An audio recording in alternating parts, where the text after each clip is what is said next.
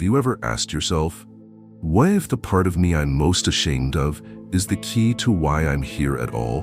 Not just some flaw to overcome, not a wound to heal, but a message, a purpose hidden in the dark. We live in a world obsessed with perfection, curated feeds, optimized routines, relentless self-improvement, and yet beneath all the productivity and polished smiles, something still aches. A question whispers late at night when the noise dies down. Why does this emptiness remain? Carl Jung didn't believe that suffering, insecurity, or fear were mistakes to be fixed. He believed they were maps, symbols of something far deeper within you, something forgotten, exiled, but still alive. And he gave it a name, the shadow. Jung wrote, "One does not become enlightened by imagining figures of light, but by making the darkness conscious." But here's the thing no one tells you. Your shadow is not your enemy. It's the uninvited truth. The side of you that holds the desires you suppress, the anger you deny, the fears you never name. And inside those very traits lies something astonishing, the secret to your purpose. Most people spend their whole lives running from their shadow, distracted, addicted, numb. But what if you turned around and faced it?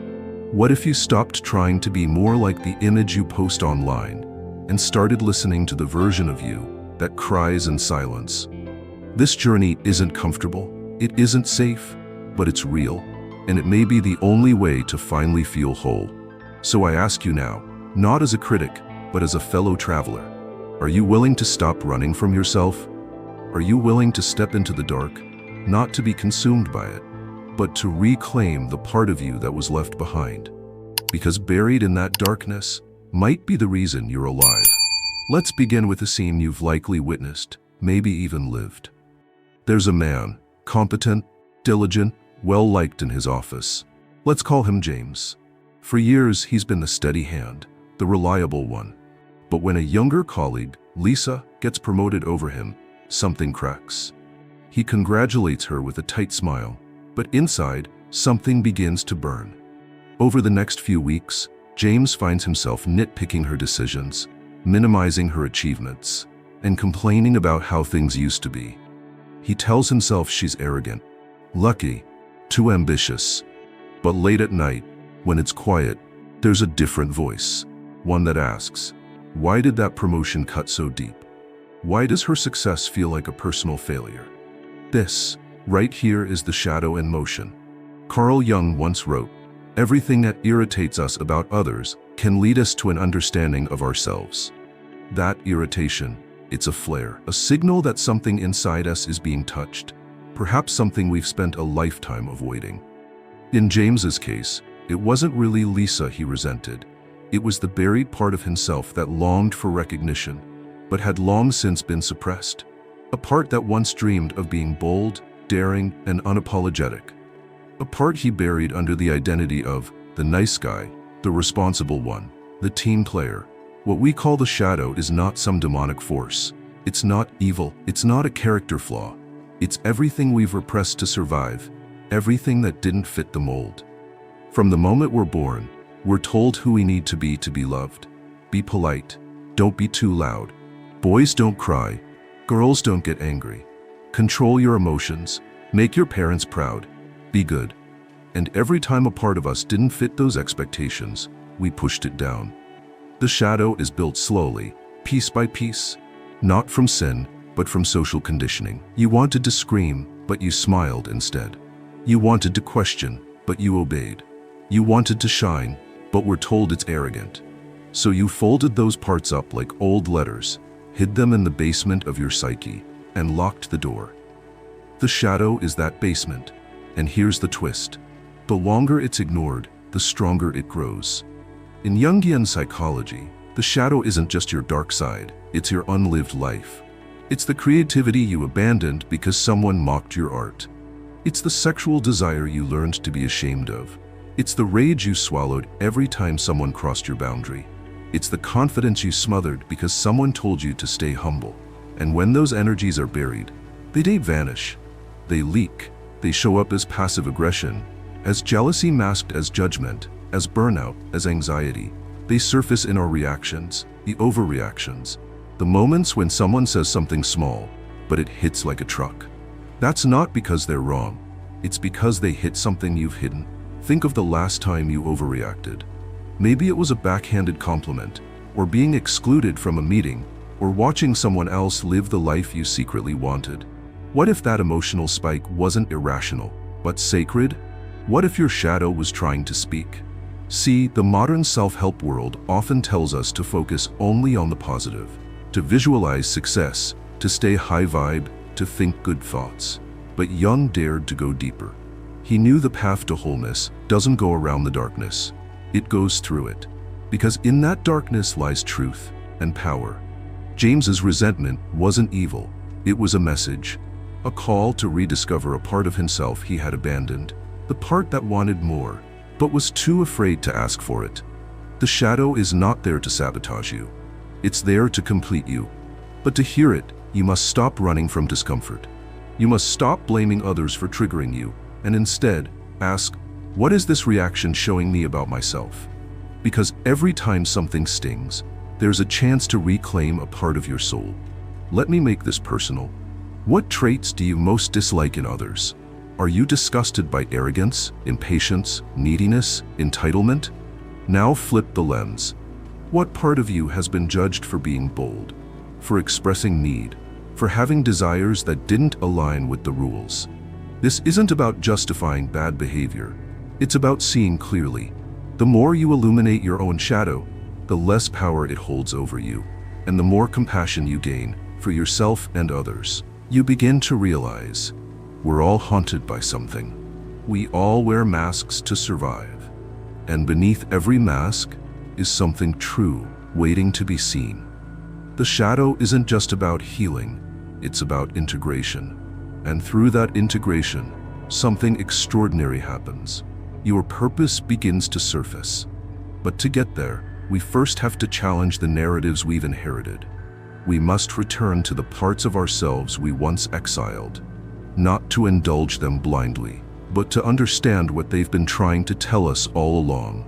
Because only when we bring those pieces back into the light can we become whole. Carl Jung once said, "Until you make the unconscious conscious, it will direct your life and you will call it fate." Read that again. You think you're making choices, you think you're in control. But if you're not aware of what drives you, your fears, your suppressed desires, your hidden shame, then your life is being shaped not by your intentions, but by your avoidance. This is the terrifying brilliance of the shadow. It doesn't disappear just because you refuse to look at it. Instead, it becomes the ghostwriter of your story. It chooses your partners. It sabotages your ambition. It repeats the same old trauma in new disguises, all while convincing you it's just bad luck or how life is. Now imagine, for a moment, that this unconscious realm is not just a mess of repression, but a map, an ancient, hand-drawn map, one that's been buried under years of performance, pressure, and pretense. A map filled with strange symbols, envy, rage, lust, insecurity, that at first seem meaningless or threatening. But the more you learn to read them, the more they begin to show you something profound, a path. Your path? Jung believed the shadow wasn't a curse to be exorcised, it was a message to be decoded. A message that points toward individuation, the process of becoming the person you were uniquely born to be. But most people never read that map. Why? Because we live in a culture that encourages us to ignore it. If you're an American today, chances are you've been handed a survival manual dressed up as a life plan. Be productive, hustle harder, manage your time, track your habits, optimize your life, stay positive, upgrade your mindset. And when that doesn't work, buy another course, try another hack, take another pill. It's a seductive lie that fulfillment is just one tweak away, that happiness is a formula, that meaning can be found by stacking morning routines and swallowing motivational quotes. But the truth? No amount of self-optimization can rescue a self that you've abandoned.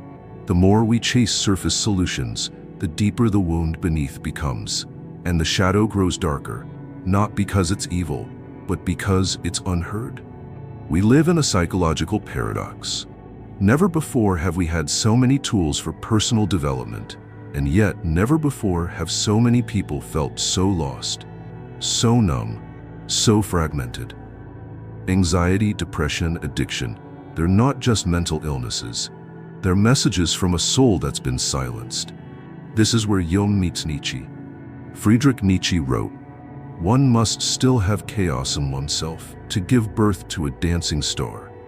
He wasn't talking about indulgent madness. He was talking about creative tension, about honoring the raw, unrefined energy inside us, the chaos, as the very source of transformation.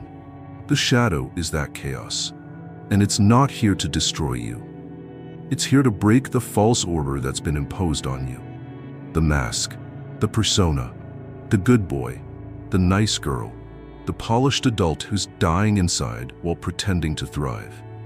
Both Jung and Nietzsche believed that greatness, real inner strength, is born not through conformity or comfort, but through confrontation.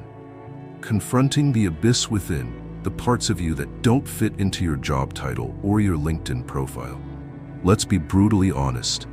Modern Western culture doesn't know what to do with inner darkness.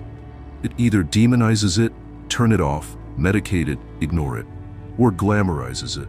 Make it aesthetic, make it poetic, turn it into a brand. But rarely does it offer the courage to sit with it. Jung did. He knew that the shadow, when integrated, doesn't just stop sabotaging you, it starts guiding you. Imagine you're at a crossroads. You've done everything right, got the job, found the partner, followed the checklist, but something feels hollow. That ache returns, that voice that says, "This isn't it." You try gratitude, meditation, productivity hacks, and still it's there. What if that ache isn't failure, but direction? What if that chaos within you is your compass? The shadow doesn't speak in logic. It speaks in symbols, patterns, gut reactions, and emotional spikes. It shows you where you're lying to yourself. It shows you what you really want, not what you've been told to want. But here's the cost. You have to risk falling apart. You have to let go of the illusion that you're already whole. That's the dance Nietzsche talks about. You don't get the dancing star without the chaos. You don't get truth without destroying the lies. You don't get purpose without surrendering the persona. This is where the philosophies of depth psychology and existentialism merge. To find meaning, you must first walk through meaninglessness. To become whole, you must first meet the parts of yourself you abandoned to be loved, approved of, or accepted. And that, perhaps, is why so few people are truly free, because freedom requires the death of illusion. But for those who dare to enter the dark, something miraculous happens. You stop outsourcing your sense of worth. You stop living on borrowed beliefs. You stop asking the world for permission to exist. And in that silence, in that chaos, you begin to hear your own voice. Not the voice of ego, not the voice of fear, but the voice beneath it all, the voice of your essence, the one that was there before the trauma, before the roles, before the world told you who you had to be. The shadow, you realize, was never your enemy. It was the guardian of your truth. It still is. Once you recognize the shadow for what it is, not a flaw, but a forgotten guide, the next step is this: integration. This is where real transformation begins. Carl Jung wrote, "One does not become enlightened by imagining figures of light, but by making the darkness conscious." Enlightenment, in other words, doesn't come from avoiding your pain or pretending you've already arrived. It comes from turning toward the very thing you've been trying not to feel. But this is not a philosophical exercise. It's not just an idea to contemplate. Shadow work is practical. It's embodied, and yes, it's uncomfortable.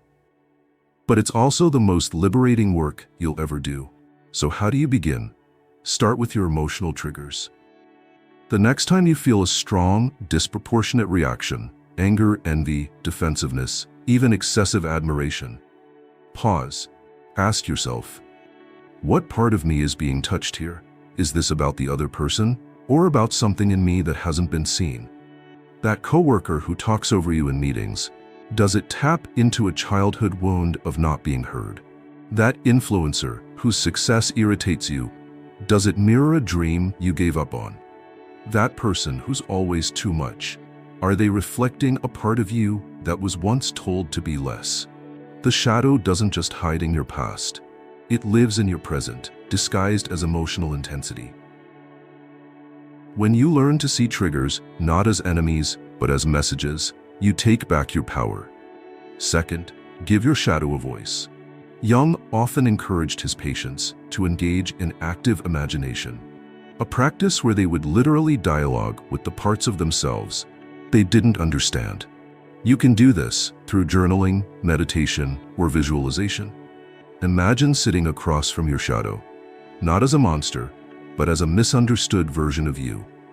Ask it questions. What are you protecting me from? What do you need from me? What truth have I ignored that you want me to hear? Write down the answers without censoring. You may be shocked at the honesty that emerges.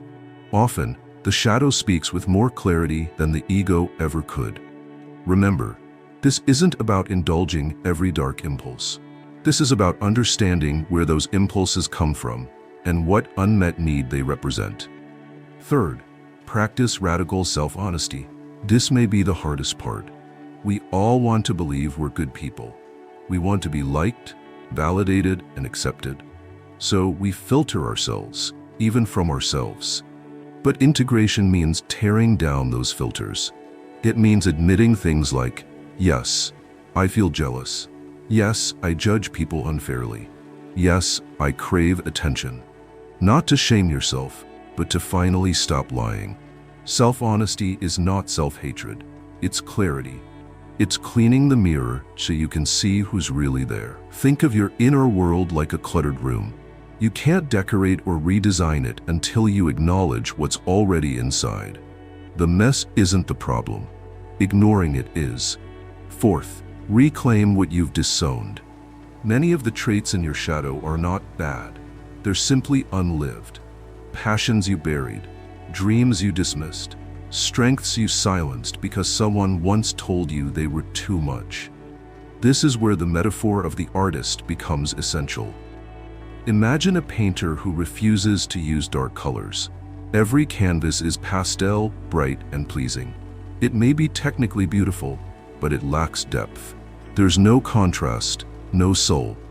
When you integrate your shadow, you become the kind of artist who embraces the full spectrum. You don't paint only in light.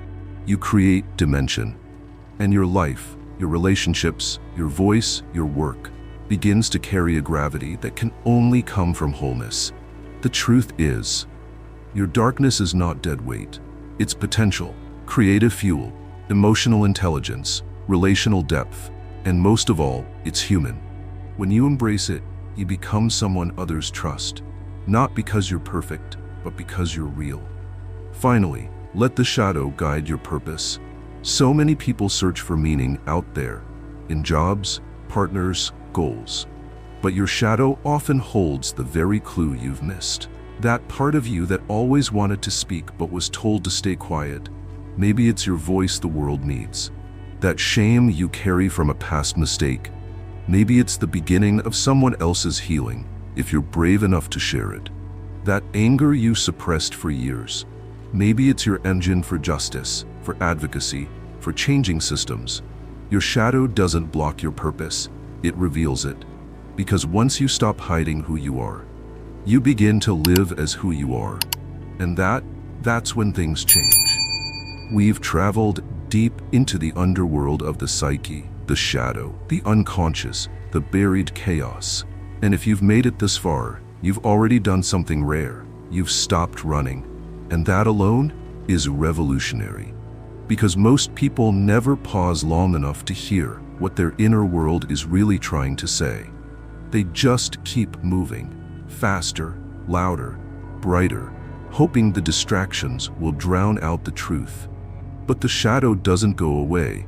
It waits, not to punish you, but to invite you, to wake you up. You see, the shadow isn't here to ruin you. It's not here to shame you or shatter you. It's here to complete you. The parts of you that feel like contradictions, the quiet rage, the unwanted craving, the unspoken doubt, they're not defects. They're missing pieces, and integration doesn't mean erasing them. It means honoring them, listening to them, letting them become part of your whole self. Carl Jung wrote, "The privilege of a lifetime is to become who you truly are, not who the world wants you to be, not who your parents expected, not who your culture approves of, but the real you, the one beneath all the masks, the roles, the shame." And here's the sacred paradox. You can't become who you truly are unless you also embrace who you've pretended not to be. The road to authenticity is paved with the parts of yourself you once buried. So here's your invitation, not from me, but from you to yourself. Take out a piece of paper, right now. At the top, write, "The part of me I've been most ashamed of is," and then answer it, without filters, without edits, without trying to be wise or spiritual. Just write what's true. It might be a behavior, a secret, a dream, a failure, a memory, a desire. Whatever comes up, don't judge it. Just see it, witness it, give it a voice, maybe for the first time in your life. Then ask, what did this part want for me? What was it trying to protect? What might it become if I brought it into the light? You may be surprised at what you find, because often what we hide most fiercely holds our most sacred gift. That addiction, it might be an unprocessed hunger for connection. That jealousy, a pointer toward unlived passion. That anger, the beginning of your voice. Your shadow is not some pit you fall into. It's a mountain you climb, not to escape yourself, but to meet yourself at the peak. And when you stand there, no longer afraid of your darkness, something shifts. You stop faking confidence, you embody it. You stop striving for belonging, you radiate it. You stop chasing purpose, you live it. Because purpose, real purpose, isn't a job or a mission. It's the full expression of your soul. And a soul cannot be whole if parts of it are still in exile. So here, in this moment, I want you to pause and ask, what have I been hiding? What part of me have I feared would make me unlovable? What if that very part is the doorway to love itself? This is not just self-work, it's soul work. And it's not just for you, it's for the world. Because when you become whole, you change how you move through life. You stop projecting, you stop blaming, you start creating, you start connecting. You become a lighthouse for others, not by being perfect, but by being real. And that is a rare kind of leadership. You don't need to fix yourself. You need to face yourself. That's where the light comes from, not the absence of darkness, but the courage to walk through it. So write it down, speak it aloud, sit with it, paint it, scream it, sing it, cry it, whatever it takes to stop hiding from your own humanity. Because you cannot live fully while leaving parts of yourself behind, and you cannot find meaning while rejecting the very truths that make you who you are. Your shadow is not the end of your story. It's the chapter you skipped. It's time to go back and read it, to rewrite it, to let it become part of the narrative of your becoming. Because the deepest truth is this: you cannot live a whole life if you leave behind any part of who you are. If this journey into the depths of your shadow sparked something inside you, a question, a realization, a sense of quiet courage, then I invite you to stay with us. This channel is a space for seekers, for thinkers, for anyone who's tired of surface answers and ready to explore the truth beneath. Subscribe to the channel so you won't miss the next video. Each one is crafted to awaken something deeper in you. If this resonated, like this video to support the work and help it reach others who may need it. And most importantly, leave a comment below.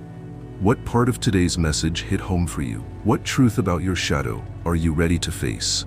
Your insight might just be the mirror someone else needs. Until next time, stay curious, stay honest, and never stop becoming who you truly are.